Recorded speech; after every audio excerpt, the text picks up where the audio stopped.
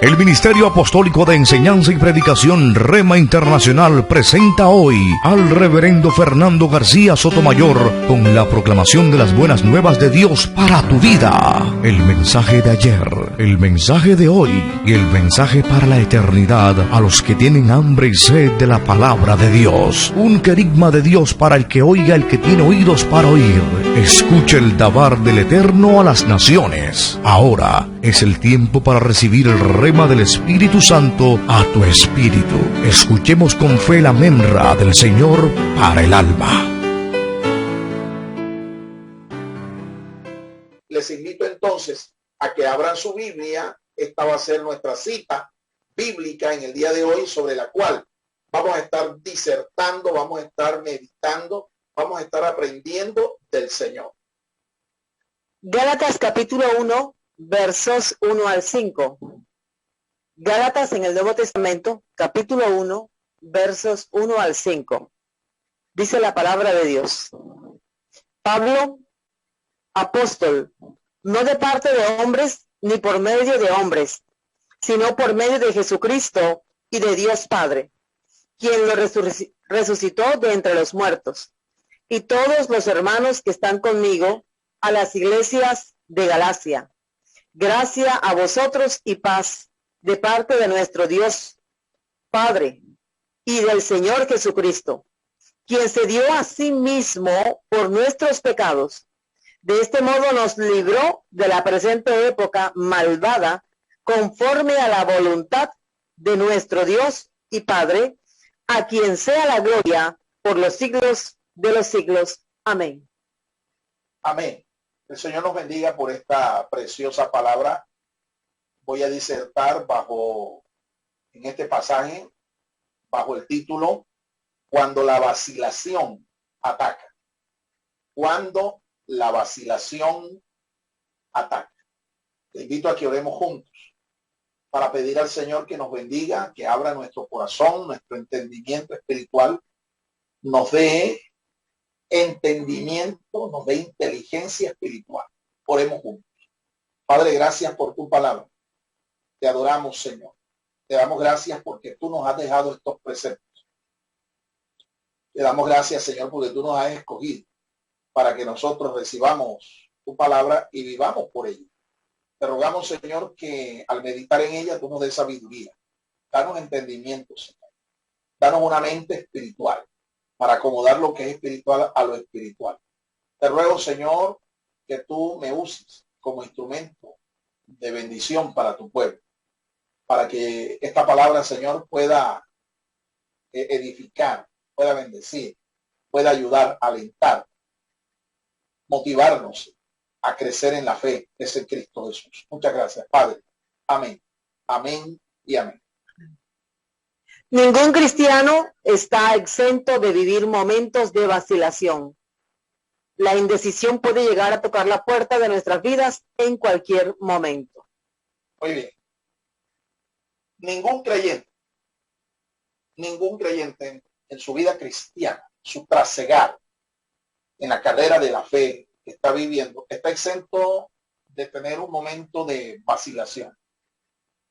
Momento en que comienza como que a dar círculos en el mismo sitio sin llegar a ninguna parte, como que a patinar, ¿sí? Ninguno, ni usted, ni yo, ni nadie que sea hijo de Dios está exento de estos momentos, de estos tiempos en que tiene una vacilación, ¿sí?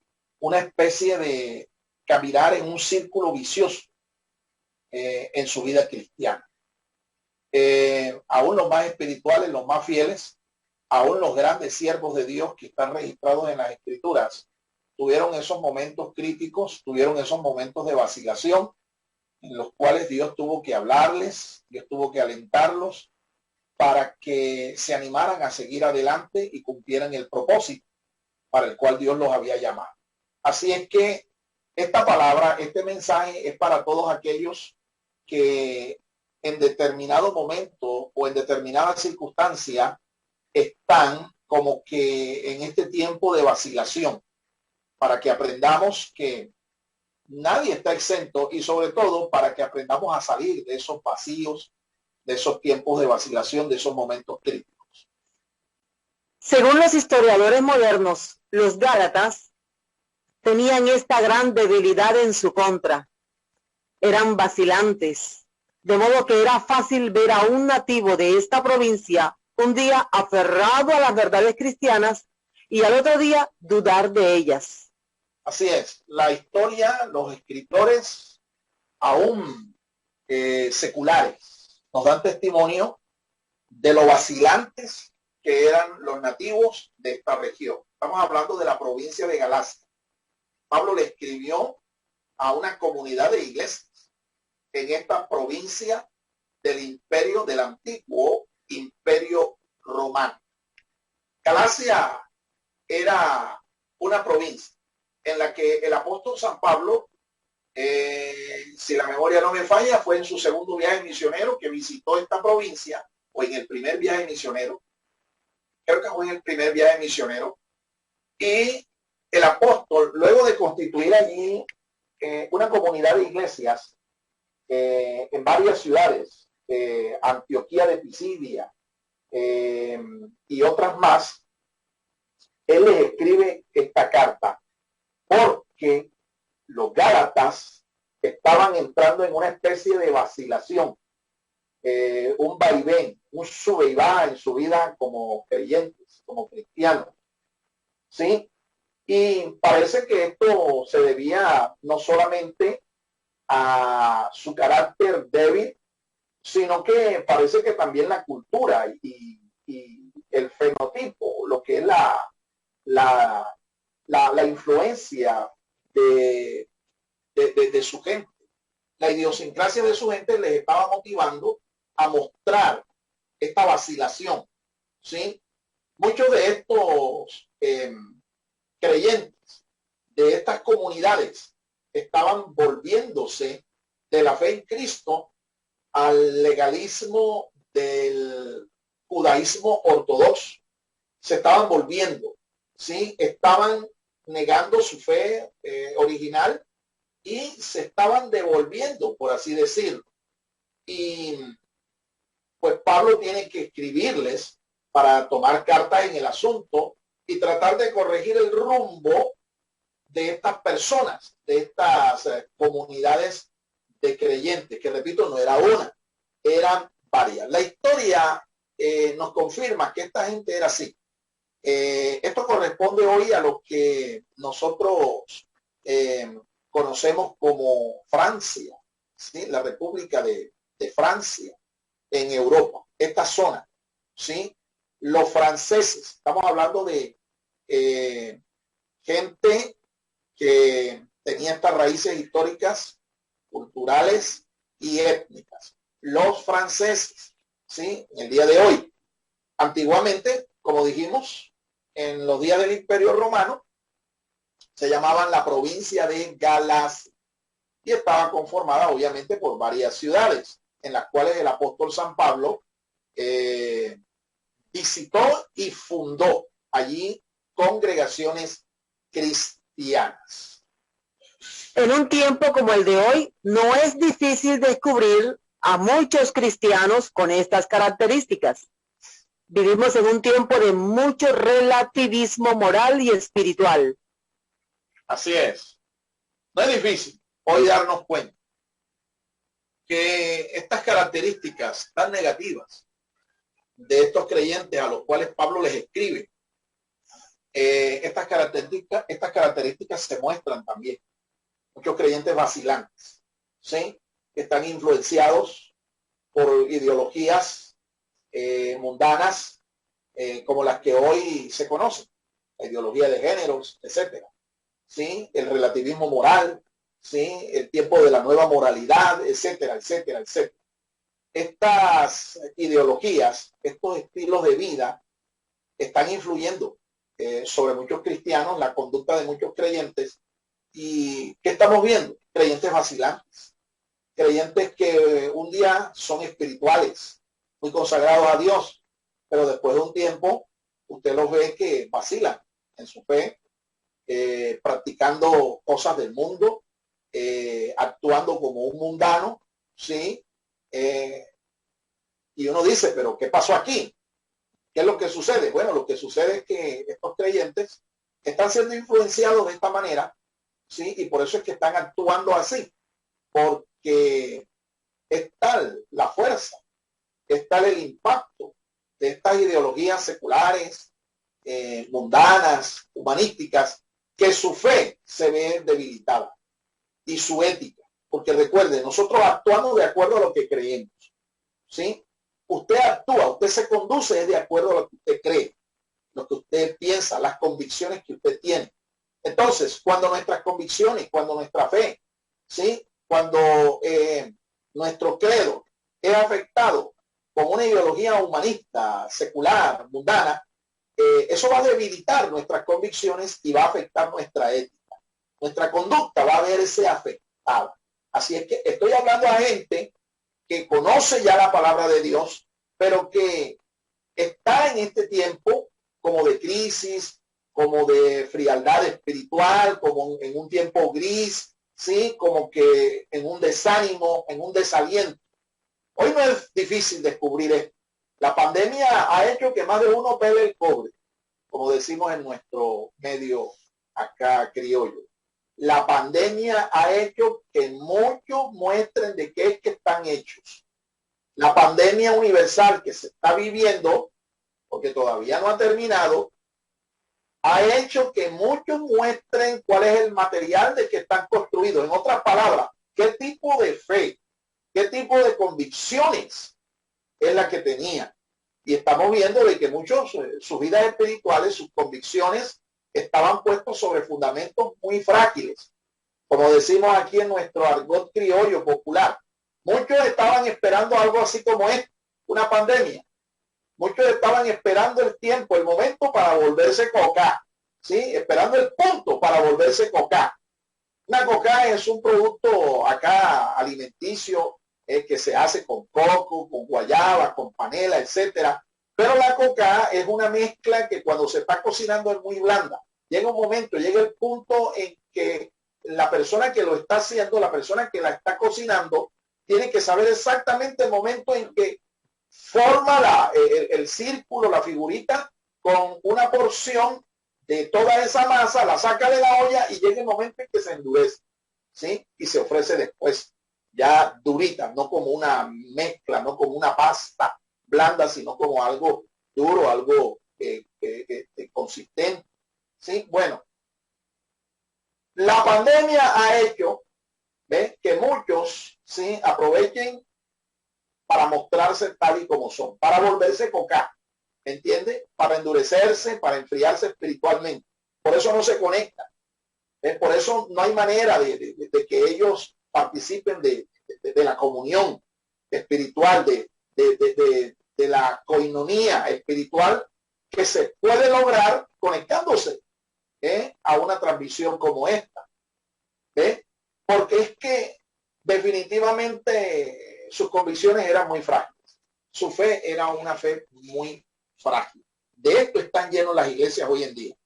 Quiero darle el testimonio de que en Colombia, nuestro país, en este tiempo de pandemia, han desaparecido miles de ministerios, miles de iglesias locales han desaparecido. Hay muchos ministerios que ya no están en el ejercicio. Hay muchas iglesias locales que ya desaparecieron. La vacilación, la crisis de esta pandemia los ha destruido y los ha desaparecido. Solo se han mantenido los ministerios y las iglesias que han ministrado a través de las redes sociales, a través de la red, y han mantenido cohesionado a su gente, edificándoles, comunicándose con ellos, discipulándoles, evangelizando, ¿sí? Solo los ministerios, solo las iglesias que han hecho esto han sobrevivido. Y creo que ha sido una lección para que muchos pastores, muchos ministros aprendan quiénes eran los que realmente eran su congregación, ¿sí? Quiénes son los que a pesar de la crisis, a pesar de las circunstancias, ellos han confiado es en el Señor y han permanecido allí en comunión, en conexión con el Señor y con su congregación local. La vida cristiana puede ser atacada por momentos de vacilación que atacan nuestra fe. Veamos algunas inconsistencias que generan vacilación en nuestra vida reveladas en este pasaje. Muy bien, Pablo aquí, inspirado del Espíritu Santo, no solo escribe, sino que él tiene una revelación en esa oportunidad y la escribe. ¿Sí? Pablo entiende cuál es el problema que esta gente tiene. Y él en este pasaje comienza su carta diciéndoles una serie de inconsistencias que el apóstol había entendido que eran la causa de esa vacilación, eran la causa de ese desánimo, eran la causa de ese volverse de su fe. Y él, repito, entiende y se las hace conocer para enseñarles y sobre todo para corregir el rumbo antes que se perdieran, antes que se extraviaran, corregir el rumbo. Por eso dije desde el principio, esta palabra es para aquellos que quieren prevenir, ¿sí?, cualquier momento de crisis, de vacilación en sus vidas, en su fe, pero también para aquellos que están ya en ese círculo vicioso, en esos tiempos de vacilación, en esas crisis espirituales de fe, y que corrijan, ¿sí?, que corrijan. ¿Cuáles son entonces esas inconsistencias que Pablo revela que son la causa de esta vacilación? Número uno, dudar del llamamiento de Dios. Dudar del llamamiento de Dios. Pablo, usted puede ver aquí que muestra todo lo contrario. Él reafirma que su llamado es divino, es celestial. Lo mismo el llamado que Dios les había hecho a esta gente de estas comunidades cristianas. Número dos, dudar de las bendiciones de Dios. Dudar de las bendiciones de Dios. Pablo aquí les hace ver que Dios es un Dios que bendice. Nuestro Padre Celestial nos bendice mayoritariamente con su gracia, con su paz. Tremendas bendiciones, cosas que no se pueden perder una vez que las hemos recibido. Número tres, olvidar el poder de la resurrección. Olvidar el poder de la resurrección. Algunos creen que la fe cristiana está basada en un libro o que la fe cristiana está basada en un cuento, en un mito, una leyenda. Pero no, la fe cristiana está basada en un hecho histórico incontrovertible, la resurrección de nuestro Señor Jesucristo. Número tres. Número cuatro. Devaluar el sacrificio de Cristo. Devaluar el sacrificio de Cristo. Cristo hizo un sacrificio expiatorio, voluntario, un sacrificio de sangre, que es o que tiene un valor incalculable y eterno para todo aquel que cree y quiera salvarse de la condenación eterna de su alma. Cuando se duda sobre esto, el valor que tiene el sacrificio de Cristo, pues claro, la vacilación va a atacar. Y número 5. Minimizar la gloria de Dios. Tener en poco la gloria del Señor. La Biblia dice que la presencia de Dios, su gloria, su shekinah, está en nosotros. Nosotros somos habitación de la gloria de Dios. Y muchos no son conscientes de eso. Muchos no estiman eso incluso. Cuando tú eres de Cristo, en ti tiene que reflejarse la gloria de Dios. Bendito y alabado sea el nombre del Señor. Vamos a enfocarnos entonces en esta primera inconsistencia. Número 1, ¿cómo dice? Dudar del llamamiento de Dios. Dudar del llamamiento de Dios. Dios hace 2 llamados a toda la raza humana. Dios nos hace 2 llamados. Tome nota, atento. 2 llamados nos hace. 1, un llamado al arrepentimiento para regalarnos su salvación. Y una vez que somos salvos o hemos aceptado su llamado, Él nos hace un llamado para servir. Porque Él tiene planes, propósitos eternos. Él va a traer su reino. Y en ese reino van a haber gente que van a cogobernar con el Señor. ¿Quiénes crees tú que son? Pues aquellos que hemos aceptado el llamado para servir. Usted y yo, los creyentes. pero aquellos que son fieles permanecen hasta el fin. A esos Dios los va a bendecir, los va a galardonar, los va a dignificar cuando establezca su reino. El cristianismo es una vocación que Dios nos da por medio de su llamado divino. Una vocación es una profesión, ¿sí? Y una profesión que es innata. Es decir, yo no tengo que ir a una universidad, ¿sí? Para tener una u otra vocación. ¿Ve? Eso nace con uno. Eso está en uno. Bien.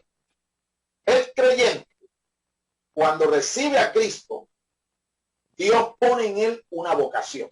¿Cuál es la vocación? Nada más y nada menos la de ser hijos de Dios. Hijos de Dios. Esto ocurre por un milagro. ¿Sí? Un milagro. Un milagro sobrenatural. ¿Cuál es ese milagro? El nuevo nacimiento espiritual. Cuando tú naces de nuevo espiritualmente hablando, cuando tú eres regenerado, tú recibes por fe a Cristo, inmediatamente pasas a ser parte de la familia de Dios. Y nos convertimos en hijos de Dios por la fe en Jesucristo. Esa vocación tenemos que sostenerla. Tenemos que vivir conforme a esa vocación, como viven los hijos de Dios. La Biblia enseña que los hijos de Dios son los hijos de la verdad y no de la mentira. Los hijos de Dios son los hijos de la luz y no de las tinieblas. Antes nos enseña la palabra que fuimos trasladados del reino de las tinieblas al reino de la luz. Los hijos de Dios son aquellos que han sido rescatados, han sido llamados para gozar de paz y de amistad con Dios, es decir, de reconciliados con Dios. Por eso Dios nos va a eximir de su ira, ¿sí? Los hijos de las tinieblas, los hijos del diablo, ¿sí? Ellos son hijos de ira, son llamados así, hijos de ira. Es porque finalmente serán preservados para sufrir la ira de Dios. Entonces, fíjense todas las bendiciones, todo lo que significa ser un hijo de Dios.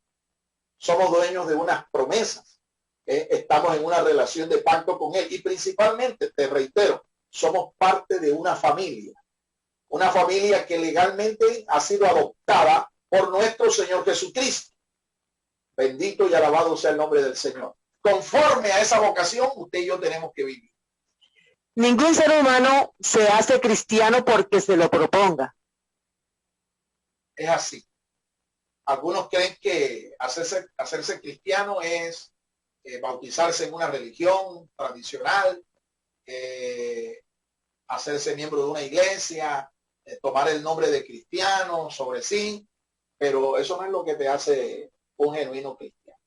Lo que te hace un genuino cristiano es que tú nazcas de nuevo espiritualmente por el poder del Espíritu Santo y la palabra de Dios, y tú te conviertas. A partir de ese momento milagroso, a partir de ese momento te conviertas en un discípulo de Jesucristo. Es decir, te deje guiar, te deje orientar por nuestro divino Maestro, el Señor Jesús. Dios está formando un pueblo al cual llama por medio de la predicación del Evangelio de Cristo en el poder del Espíritu Santo. Así es. Este tiempo es un tiempo que bíblicamente se llama la dispensación de la gracia. Es un tiempo especial en el que Dios está otorgando, está regalando gratuitamente su salvación. Y hace un llamado para que todos aquellos que quieran aceptar a Jesús como su Señor y Salvador, lo hagan y reciban su salvación. Hoy, para ti que me estás escuchando y no eres salvo, hoy para usted que me está viendo, pero aún no se siente un genuino cristiano, no ha nacido de nuevo, hoy para usted es el día de salvación. Por lo tanto, usted no debe aplazar la decisión de ser un cristiano genuino, nacido del Espíritu. Lo que nosotros hoy estamos haciendo es sencillamente divulgar la buena noticia de que Cristo murió por nosotros y que por esta buena nueva usted puede ser salvo, usted puede ser un hijo de Dios, usted puede ser adoptado espiritualmente por nuestro Señor Jesucristo para ser parte de la familia de Dios. Lo que nosotros hoy estamos haciendo es eso. Estamos predicando esta noticia de salvación al mundo entero a través de estos medios masivos de comunicación. Si usted está entendiendo que no es el hecho de pertenecer a una religión, que no es el hecho de pertenecer a un credo tal o cual, sino ser nacido de Dios, para usted entonces el llamado, y no debes aplazar tu decisión de recibir a Cristo como tu Señor, tu Salvador, tu Dios personal. El llamado de Dios también involucra el servicio ministerial. Como lo hemos dicho, Dios nos llama no solamente para salvarnos, sino para que le sirvamos, porque vale la pena servirle al Señor. Los años que Dios te permita vivir aquí, en esta tierra, ¿sí?, no son nada comparados con la eternidad. En esa eternidad donde el Señor va a establecer su reino y es un modelo de gobierno, ¿sí? Pero Él va a dignificar, Él va a designar quiénes van a ser sus gobernantes o cogobernantes, quiénes van a ser reyes y sacerdotes. Es una promesa que el Señor hace a todo aquel que decididamente le sirve hoy. La pregunta para ustedes: ¿estás sirviendo tú a Dios el día de hoy? ¿En qué le estás sirviendo? O mejor, te la voy a preguntar de esta manera, que es más simple. ¿Tú estás contribuyendo hoy a edificar el reino del Señor Jesucristo? ¿Estás contribuyendo? ¿O eres una persona que sencillamente está detrás de los milagros de Dios, las bendiciones de Dios, y que no te interesa realmente establecer con Él una relación personal y co-gobernar con Él, participar de su reino un día? ¿Eres de ese tipo de personas? Pues yo te invito para que hoy consideres no solo el amar a Cristo y entregarte, sino el servir, porque vale la pena. La honra más grande que todo ser humano pueda tener en esta tierra es la de ser un siervo de Dios, un servidor de Dios. Dios quiera que tú seas una de esas personas a las que Dios dignifique como sus siervos.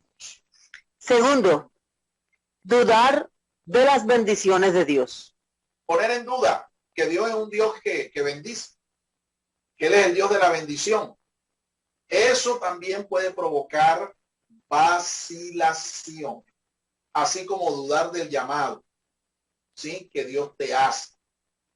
Poner en duda que Dios es el Dios de la bendición, eso también puede producir vacilación en tu vida, un tiempo de crisis en tu vida espiritual, en tu caminar en la fe que es en Cristo Jesús. La naturaleza de Dios le impulsa a producir y galardonar a los que le buscan. Así es.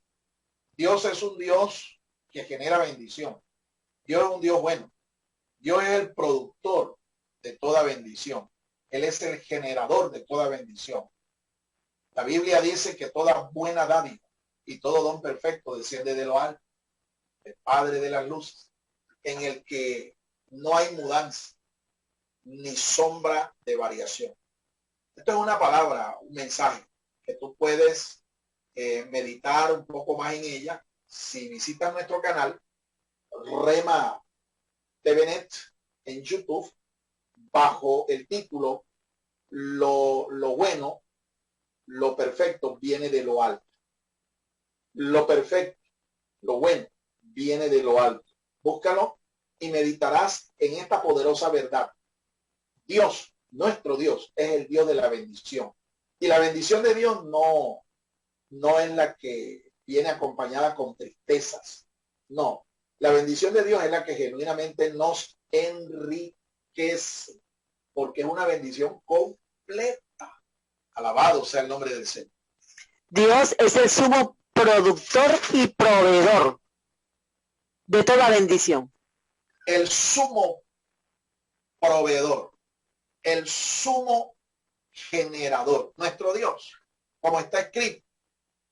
En la Biblia, cientos de veces usted va a escuchar,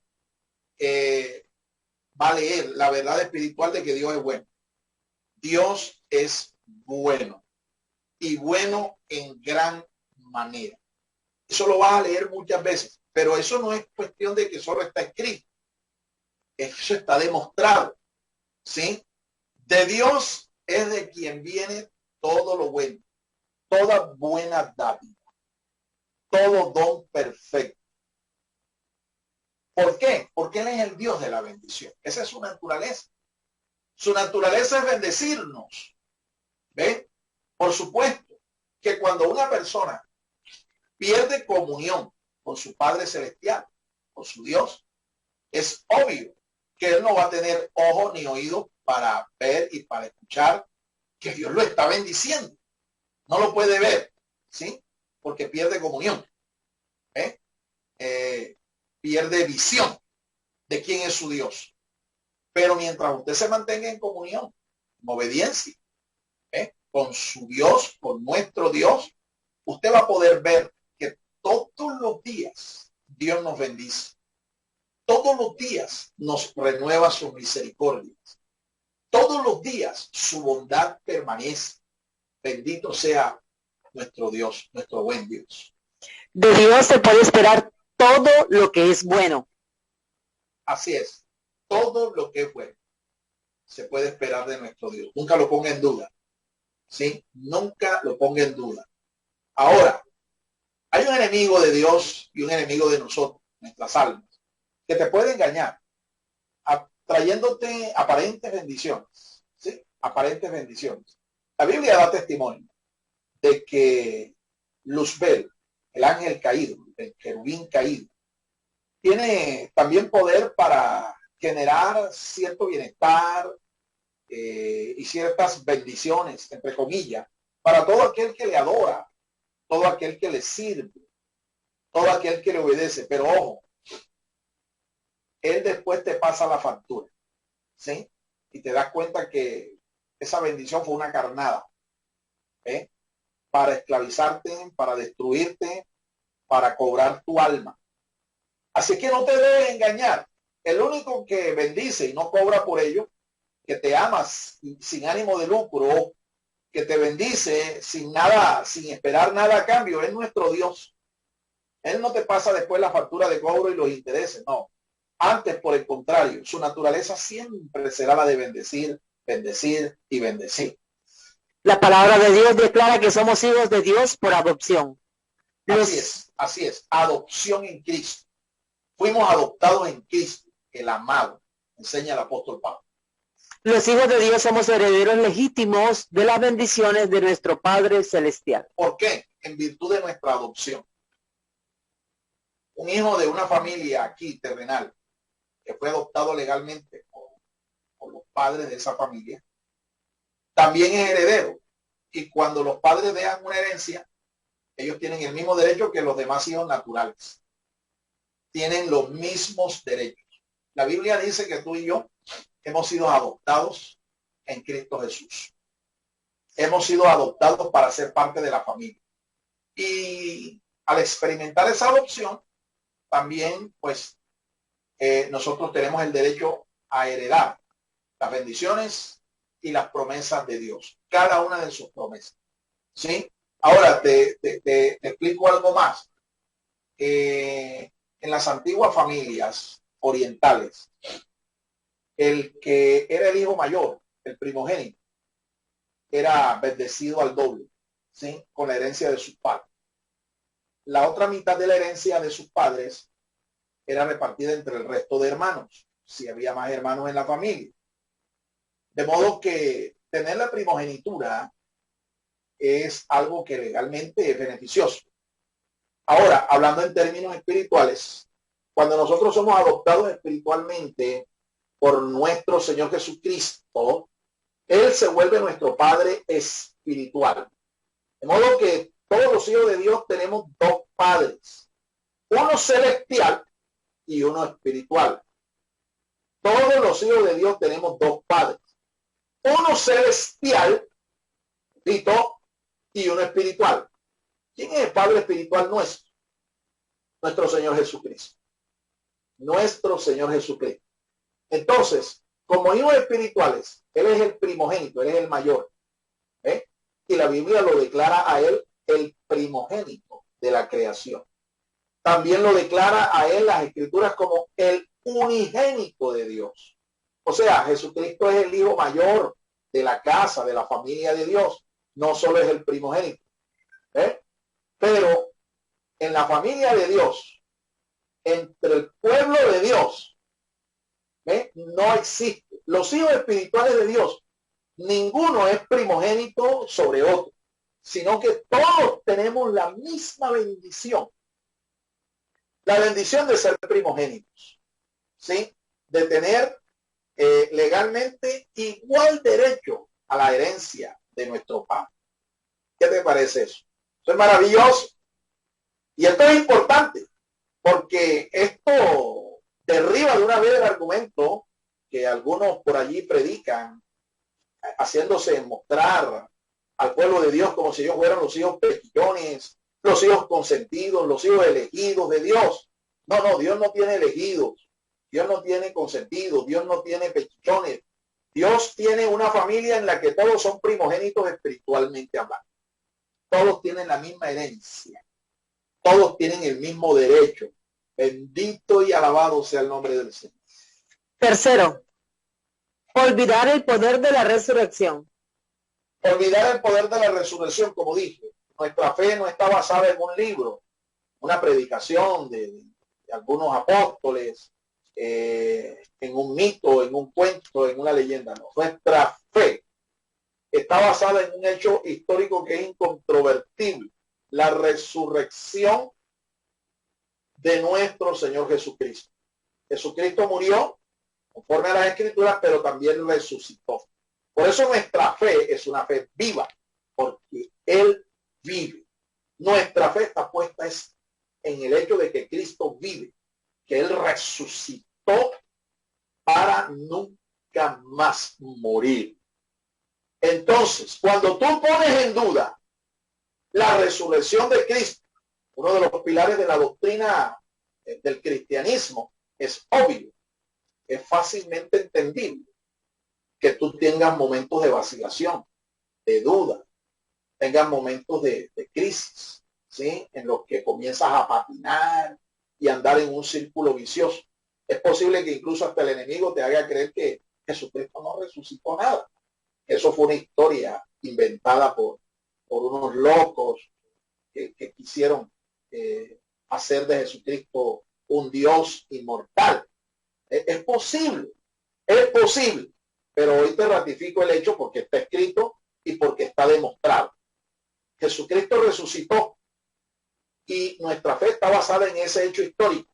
Ahora, el cambio de vida que tú y yo hemos experimentado ha sido gracias al poder de la resurrección de Jesucristo. El cambio de recibir una vida nueva, el cambio que hemos experimentado de ser transformados de pecadores en gente arrepentida, gente salva, ese cambio opera y operó gracias al poder de la resurrección de Jesucristo. Yo soy lo que soy en este día gracias al poder de la resurrección de Jesucristo. Como Pablo dice, ese poder operó también en él y lo transformó de ser un perseguidor a ser un apóstol, un enviado de Dios, un gran edificador de la iglesia, un gran mensajero del Señor. Todo aquel que ha experimentado esta transformación, este cambio, lo ha experimentado gracias al poder de la resurrección de Jesucristo, porque Él vive por los siglos de los siglos. La resurrección de Cristo es una de las maravillas de Dios. La resurrección de Cristo es un hecho histórico documentado. La resurrección de Cristo es la esperanza de la iglesia. La resurrección de Cristo es un hecho racionalmente comprobado por la experiencia cristiana. Así es. Quiero ratificarte eso.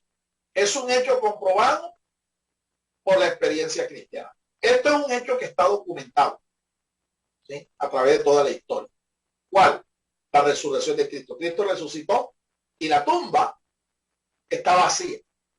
Eso lo comprueban miles y miles, cientos de miles de personas cada vez que van allá a Jerusalén y buscan el lugar donde supuestamente sepultaron al Señor. La tumba está vacía. ¿Sí? La tumba está vacía. Por eso muchos fieles hoy se confiesan seguidores de Jesucristo, porque Él resucitó entre los muertos. Hubo grandes hombres en la historia que trajeron mensajes muy moralistas, trajeron mensajes de mucha virtud, ¿sí? A la humanidad, pero ellos murieron y ahí están sus restos mortales en una tumba, ¿sí? Ellos murieron. Buda, Mahoma y en fin, Moisés y muchos otros, ¿sí? Que repito, trajeron a la humanidad un mensaje moral, un mensaje de muchas virtudes, pero ellos murieron y están allí. Sus cuerpos mortales están allí, en una tumba. Pero el Señor Jesús es diferente. El Señor Jesús murió y la Biblia da testimonio, y más de 500 hermanos a los cuales Él se les apareció después de haber resucitado dan testimonio de que vive y vive por los siglos y ascendió a la diestra del Padre. Pero usted y yo hoy, ¿cómo podemos demostrar que la resurrección de Cristo es un hecho real? ¿Cómo lo podemos demostrar a aquellos que dicen que esto es una mentira? ¿Cómo lo podemos probar? Hay una forma experimental de probar, y eso es innegable. El cambio que has experimentado en tu vida, tu resurrección espiritual, tu resurrección de vida es la mejor evidencia para aquellos que niegan que el Señor Jesús resucitó. Cuando tú les muestras a ellos que tú resucitaste espiritualmente, que tú pasaste de ser un hombre muerto en delitos y pecados y que ahora has resucitado a una nueva vida, esa es la prueba más contundente, esa es la prueba que no se puede negar de que nuestro Señor Jesús resucitó. Nosotros no fuimos reformados. Escuchen, la iglesia genuina de Jesucristo no es el producto de una reforma, es el producto de un milagro sobrenatural, es el producto del poder de la resurrección de Jesucristo. Por eso es que la iglesia, a pesar de ser perseguida, a pesar de ser oprimida, a pesar de ser cruelmente atacada, la iglesia ha permanecido, porque Jesucristo fue quien la fundó. Jesucristo fue quien la constituyó y Él es quien la edifica. Si Él, que es inmortal, que es indestructible, si Él, que vive por los siglos de los siglos, es el fundador de la iglesia, entonces debemos esperar que la iglesia sea como Él, indestructible, una iglesia invencible. Bendito y alabado sea el nombre del Señor. Entonces, nunca pongas en duda el hecho de que la resurrección de Cristo es un hecho incontrovertible, incuestionable. Porque si tú lo pones en duda, no es raro que entres en un tiempo de vacilación, en un tiempo de crisis. La iglesia, dice la palabra de Dios, que es el cuerpo vivo de nuestro Señor Jesucristo. Es la expresión visible de Jesucristo aquí en la tierra. Nosotros somos sus manos, sus pies, sus ojos, su boca, aquí en esta tierra. Es un cuerpo vivo, es un cuerpo espiritual. La iglesia no es una empresa. La iglesia no es un emporio industrial o una empresa de servicios. No. La iglesia es el cuerpo espiritual, el cuerpo místico de Jesucristo, y Cristo es su cabeza. Bendito sea el nombre del Señor. Cuarto, devaluar el sacrificio de Cristo. Poner en poco el sacrificio de Cristo. Poner en poco, o sea, tenerlo en poco. Cristo fue enviado por Dios el Padre acá. Tomó un cuerpo y de una manera voluntaria se entregó en un madero, ¿sí? Derramó su sangre, se sacrificó para que por medio de su sacrificio nosotros hoy tuviéramos salvación, tuviéramos perdón, tuviéramos esperanza, tuviéramos paz con Dios, tuviéramos vida eterna. Entonces, para Dios, resulta que este es el único sacrificio válido, ¿sí? Para perdonar al hombre, para salvarlo, ¿sí? Para hacerlo parte de su familia, para hacerlo parte de su reino. El sacrificio de Cristo entonces tiene un valor incalculable ante los ojos de nuestro Padre Celestial. Tiene valor eterno. La sangre de Jesucristo tiene poder para limpiar nuestros pecados, para lavarnos de todas nuestras culpas delante del Señor. Lo que sucede es que algunos creyentes, una vez que, y este era el caso de los Gálatas, después de haber sido lavados, santificados, limpiados, regenerados, establecidos en la casa de Dios, como hijos de Dios, estos estaban viviendo unas vidas que no eran propias de un creyente, de un cristiano. Y es lo que puede pasar también en el día de hoy. Es más, de hecho, pasa muchas veces. Hay creyentes que siendo conscientes de que han experimentado un nuevo nacimiento, son una nueva creación. Sin embargo, comienzan a vivir vidas que no son consecuentes, ¿sí? Con la de un verdadero, un genuino hijo de Dios. Su conducta, su proceder no es compatible con la de alguien que ha sido renacido espiritualmente. Comienzan a andar como andaban en su antigua vida, en su vieja vida, ¿sí? Obedeciendo los deseos de su naturaleza pecaminosa, viviendo en el mundo como un mundano más. Estas personas son personas que están pisoteando, están devaluando el sacrificio de nuestro Señor, la sangre que Él derramó para salvarnos. Están como devaluando el sacrificio de Cristo. Reflexiones sobre esto. Si usted es uno de estos creyentes que son medio cristianos, medio mundanos, reflexiones sobre esto. Si usted es una persona que no solo ha pecado posteriormente después de haber nacido de nuevo, sino que está como con la tendencia, ¿sí? Como con la tendencia de convertir esa conducta pecaminosa, convertirla en un hábito. Tenga cuidado porque ese estilo de vida menosprecia el valor, devalúa el valor del sacrificio de nuestro Señor. Su sangre fue derramada por nuestra salvación, por nuestros pecados, una sola vez. Una sola vez.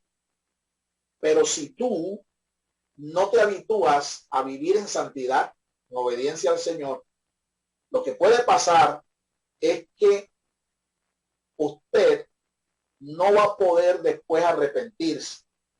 Usted se va a endurecer de una manera tal que no va a poder arrepentirse, no va a poder volverse a Dios, porque el milagro del nuevo nacimiento es una sola vez. Una sola vez nace el creyente en Cristo espiritualmente. Una sola vez. Corres el peligro de que si conviertes una conducta pecaminosa en un hábito, corres el peligro de endurecer, de cauterizar tu alma. Y cuando eso llegue a su punto máximo, no podrás arrepentir. ¿Sí?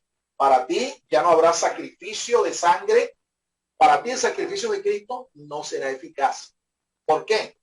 Porque se requiere arrepentimiento.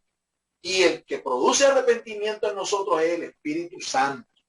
Pero como te has endurecido, como has endurecido tu alma, como te has entenebrecido, es difícil que el Espíritu Santo te redarguya de pecado. Es muy difícil. Entonces, la exhortación que le hago en el nombre del Señor es a que abandone todo tipo de conducta pecaminosa. y más bien comience a vivir en santidad, determine, decida vivir en santidad, en obediencia, santificándose cada día más, consagrándose cada día más, ¿sí? Rectificando más y más tu vida, rectificando tu carácter hasta que pueda llegar a ese nivel de madurez, a esa estatura espiritual al que Dios quiere que nosotros lleguemos como una meta, parecernos al Señor Jesucristo. El sacrificio de Cristo fue el precio que Dios estipuló por nuestra redención. El sacrificio de Cristo trajo beneficios incalculables para la raza humana. Reconciliación, justificación, santificación, adopción, redención, glorificación. Todo eso son beneficios del sacrificio de nuestro Señor en una cruz. Mire, ahora si yo le animo, si usted quiere profundizar más sobre los beneficios que nosotros recibimos cuando nos convertimos al Señor, cuando nacemos de nuevo, cuando el Señor nos denomina como sus hijos de Dios. Si quieres profundizar más, te animo para que te acerques a nuestro canal Rema TV Net y usted vea el mensaje titulado Hijos de Sangre Real, o también el mensaje titulado Él es mi cobertura. Esos dos mensajes profundizan sobre esta profunda verdad espiritual. Repito, Él es mi cobertura y el mensaje Hijos de Sangre Real. Allí va a profundizar sobre todos los beneficios que se derivan del sacrificio de Cristo. Y todo ese paquete es de nosotros. Todo ese paquete es de nosotros. Lo voy a repetir nuevamente para que lo tengas bien presente. Mire todo lo que ocurre cuando tú naces de nuevo. Mire el paquete de bendición que Dios nos otorga por el sacrificio de su Hijo, por nosotros creer en ese sacrificio. Reconciliación. Reconciliación, eso es, volvemos a estar en paz con el Señor. Justificación. Justificación, Dios nos trata como si nunca jamás hubiéramos pecado, nos declara inocentes. Santificación. Nos santifica, nos purifica el carácter. Él nos transforma. Adopción. Nos adopta como sus hijos. Redención. Nos rescata, porque eso fue lo que hizo. La vida de Cristo fue el precio, el rescate por nuestra vida. Ahora le pertenecemos a Él por dos vías. Por vía de la redención y por vía de la creación. Le pertenecemos a Él por dos vías. Porque nos creó y porque nos redimió, nos rescató. Glorificación. Esta es una esperanza que tenemos cuando Cristo venga por su iglesia, cuando venga por su pueblo. Él va a glorificar a los que están vivos, los va a transformar en un momento, un abrir y cerrar de ojos. Y a los que están muertos los resucitará. Ambos, tanto los vivos que serán transformados como los muertos que serán resucitados, serán revestidos de un cuerpo inmortal, un cuerpo glorioso, un cuerpo indestructible. Alabado sea el nombre del Señor. Quinto punto. Número 5. Minimizar la gloria de Dios. Minimizar la gloria de Dios. Hemos dicho que la gloria de Dios es la presencia de Dios en nosotros. Los hebreos en la antigüedad le llamaban a esa presencia, a ese fulgor de gloria, le llamaban la Shekinah. El evangelista San Juan, apóstol del Señor, dice ahí en el capítulo 1, verso 14, y aquel verbo se hizo carne y vimos su gloria, gloria como la del unigénito del Padre, lleno de gracia y de verdad. Bendito sea el Señor. Así es que Jesucristo viene a ser el tabernáculo, el santuario, la morada de la gloria de Dios. Jesucristo viene a ser el tabernáculo, el santuario, la morada de la gloria de Dios. Pero San Pablo nos enseña otra poderosa y gran verdad espiritual. Cuando tú recibes a Cristo, tú también, tú y yo, nos convertimos en templos vivos, en donde la presencia de Dios está allí. Somos santuarios vivos, templos vivos, casa de Dios, en ti, en mí y en todos los que son genuinos hijos de Dios, creyentes en Jesucristo, habita la gloria de Dios. La Shekinah del Señor habita en nosotros. Es una poderosa verdad que cuando tú la pones en duda es obvio, es fácil de entender porque estás desanimado, porque estás vacilando, porque tu fe está en crisis. Es muy fácil. Pero te animo para que reafirmes esta verdad en tu corazón. La gloria de Dios está en ti. La gloria de Dios está en mí. Hay un antiguo coro que decía, yo te amo en el amor del Señor. Puedo ver en tu rostro la gloria del Señor. Bendito sea el nombre del Señor. Porque eso es así. Si tú eres un creyente y tú compartes tu fe en una comunidad cristiana, ve, cuando tú miras a tu hermano, ¿qué es lo que tienes que ver ahí en él? En el rostro de tu hermano, tienes que ver es la gloria del Señor, la presencia del Señor. Bendito sea su nombre. Gloria a Dios. Minimizar la gloria de Dios es no reconocer su grandeza. Minimizar la gloria de Dios es deshonrarlo con un mal testimonio. Minimizar la gloria de Dios es negarse a servirle. Minimizar la gloria de Dios es engrandecernos a nosotros mismos. Así es. Pablo enseña que no solo somos templos de Dios. El apóstol San Pablo también dice que somos luminares en este mundo. Luminares que reflejamos no nuestra luz, nuestra propia luz, sino la luz del Señor. Escucha eso. Pablo enseña que tú y yo somos luminares en este mundo. Un luminar no tiene luz propia, ¿sí? Nuestra luz la recibimos del Señor. Entonces, como luminares, lo que tenemos que hacer es reflejar la luz del Señor. Reflejar la gloria del Señor. ¿Con qué? Con nuestra vida, con nuestro testimonio, con nuestras palabras, con nuestras acciones. Debemos glorificar a Dios y no a nosotros mismos. El problema es que hay gente que cuando se sienten que Dios los usa o que hay algo en ellos que no es común a los demás, algo que es sobresaliente, algunos son engañados, están pensando que esto es por ellos mismos, es una virtud de ellos, que es algo propio de ellos, y por eso tienden como que a vanagloriarse, a exaltarse sobre los demás. Y esto es un pecado terrible, es robarle la gloria al Señor. Y esto es un pecado gravísimo. Dios retribuye a aquel que peca robándole su gloria de una manera terrible. No te conviertas tú en un robador de la gloria de Dios. Si Dios te usa, si Dios te sana, si Dios se glorifica en ti, glorifique a Él, glorifíquelo a Él, déle la gloria a Él. Bendito y alabado sea el nombre del Señor. Concluimos. Ante estas vacilaciones e inconsistencias que abundan en la vida de muchos cristianos, se deben tomar las siguientes decisiones y en oración pedir a Dios que nos siga transformando cada día a la imagen de Cristo. Primero, tenga una firme convicción de su vocación y llamado.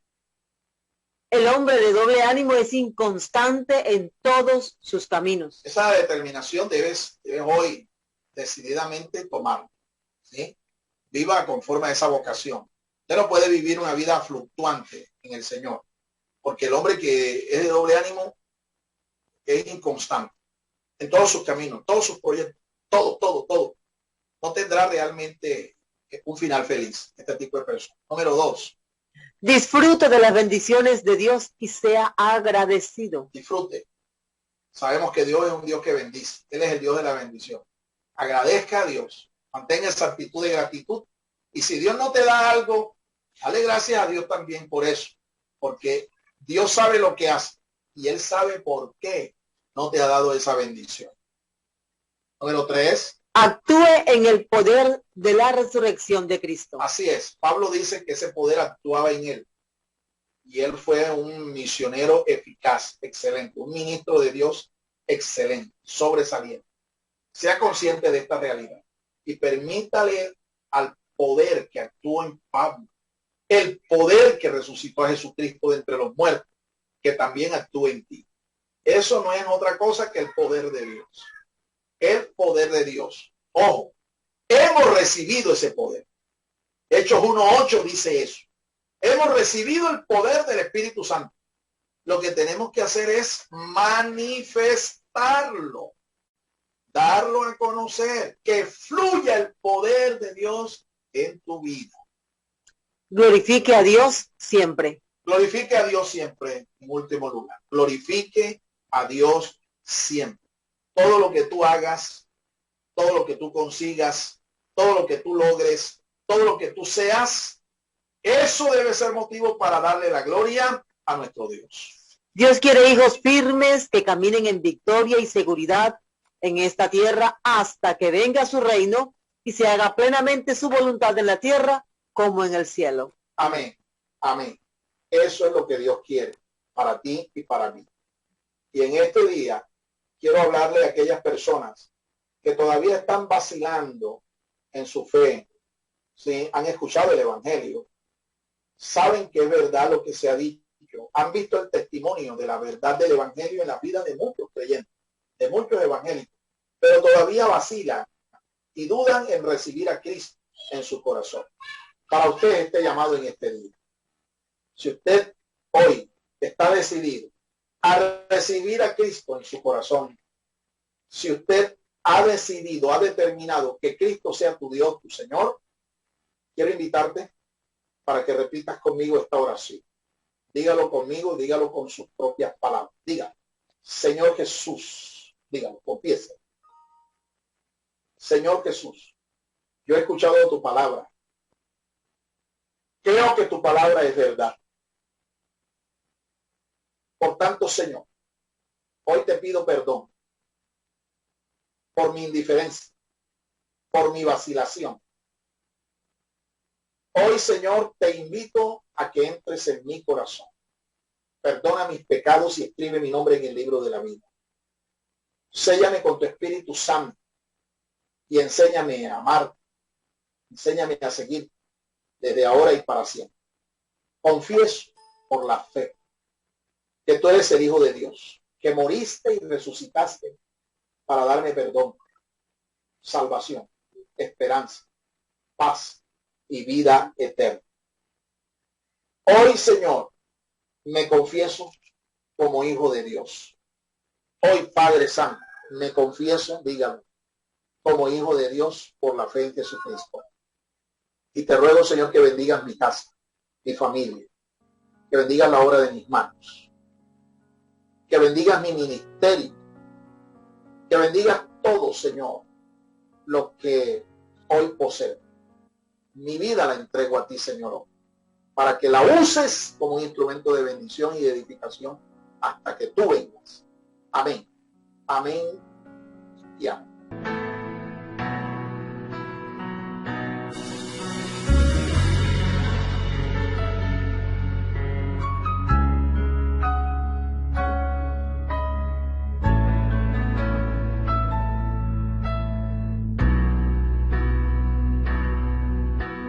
Usted también puede sembrar personalmente sus generosos donativos a la cuenta de ahorros número 487-5031-5995 de Bancolombia, a nombre de Fernando García Sotomayor. Sus ofrendas y sus oraciones sostienen nuestro ministerio.